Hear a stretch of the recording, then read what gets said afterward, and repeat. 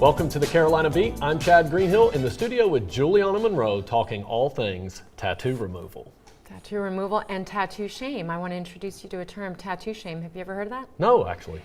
So once someone's ready to not have a tattoo anymore and they come into the office and they make, they have all sorts of self-deprecating ways of, expressing the regret, that they have this and they wish they didn't have it anymore. And it's so detrimental to the process of helping the body break the tattoo down, right? So I have to have this little relational coaching moment with them where I go, at some point, this piece brought you some joy. And they can acknowledge that once in a while, unless it's a ring around their finger, and then all bets are off. Or a name, Sure. Someone's name. But just that simple acknowledgement, at some point you wanted this, it was everything you wanted it to be. Now you don't want it anymore. The simple fact that you called the office, got information on how to get rid of it. Now you're in my office, now we're about to pulse.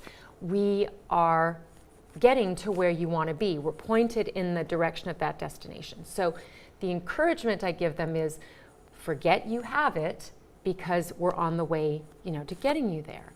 So, it's a process. People will call and will say, how many times is it going to take to get rid of this thing? And it is such an individual situation. It's based on, how deeply the ink was laid down, how concentrated the shading was, what additives were added to make the color pop. Then it comes down to how healthy are you?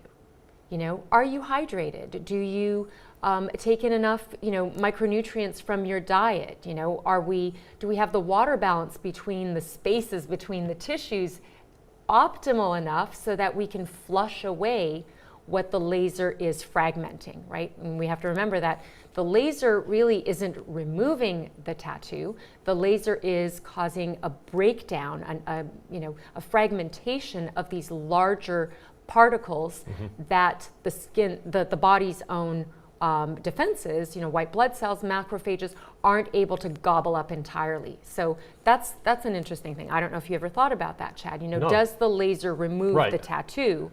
Again, the laser is, It's just there to break it down and then let the body do its job, it's correct? just chipping away at these big boulders and pulverizing them into dust, and then the body's own defenses, eats them up. So we don't see the fading happening immediately. What we see immediately, and we're going to show a picture, we see something called protein frost, where the dissipation of the heat from the ink absorbing the laser's energy is an immediate transfer, a transformation of the form of energy from light to heat. And it's that dissipation of heat going up through the layers of the skin, through the epidermis, that causes the same kind of reaction you see when an egg white is cracked into a hot frying pan.